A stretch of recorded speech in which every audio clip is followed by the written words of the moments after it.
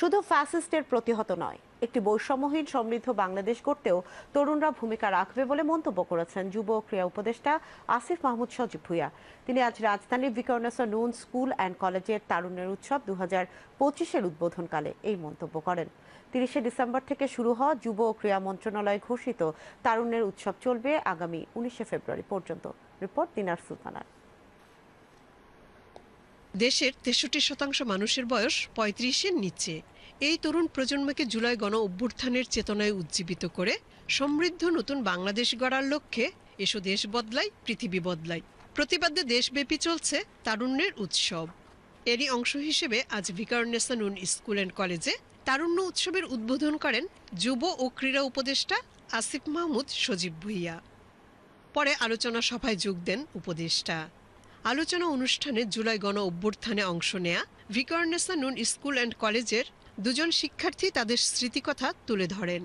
বসিলার একই বাসার ভেতরে আমরা দুই বোন একই সঙ্গে গুলিবিদ্ধ হয়েছিলাম। এক তীব্র ব্যথা অনুভব করি।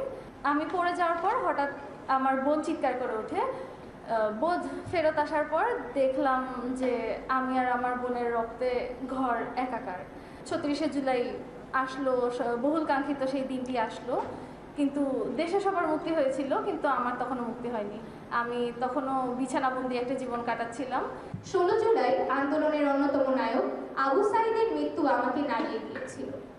মায়ের হাজার বারণ সত্ত্বেও জীবনের ভয় না করে প্রতিদিন এগিয়ে গিয়েছি।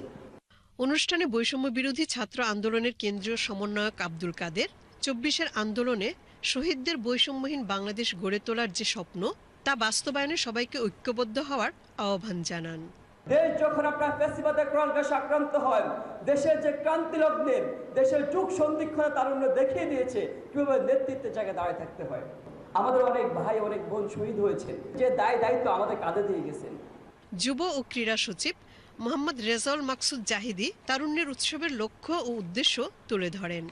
আমাদের দেশের তরুণদের উজ্জীবিত করার জন্য, তাদের প্রতি আমাদের বিনম্র শ্রদ্ধা জানানোর জন্যই আমরা তারুণ্যের উৎসব 2025 এটা অন্তর্বর্তীকালীন সরকারের পক্ষ থেকে আয়োজন করা হয়েছে। আমরা একটি প্রকল্প আমরা ধারণ করেছি, অচিরেই এটা বাস্তবায়ন হবে, যাতে করে আহত এবং শহীদ পরিবারের সদস্যরা যাতে কর্মসংস্থান সহ তাদের চিকিৎসা সেবা এবং মূল স্রোতে আসতে পারে, সেই জন্য ব্যবস্থা নেওয়া হয়েছে।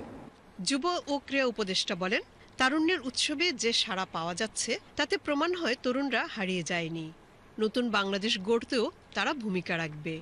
আমরা যেমন এই অভ্যুত্থানকে সফল করেছি, ঠিক তেমনি নতুন বাংলাদেশের যেই পুনর্গঠনের কার্যক্রম, যে সংস্কার কার্যক্রম, সেটিকে সফল করতে আমাদেরকে সমানভাবে গুরুত্বপূর্ণ অবদান রাখতে হবে, যেন আমরা ইতিহাসে সাক্ষী হিসেবে একটি প্রজন্ম হয়ে থাকতে পারি, যে প্রজন্ম শুধু ফ্যাসিবাদী শক্তিকে ধ্বংস করার জন্য নয়, একটি দেশ পুনর্গঠনের গঠনমূলক শক্তি হিসেবেও আবির্ভূত হয়েছে।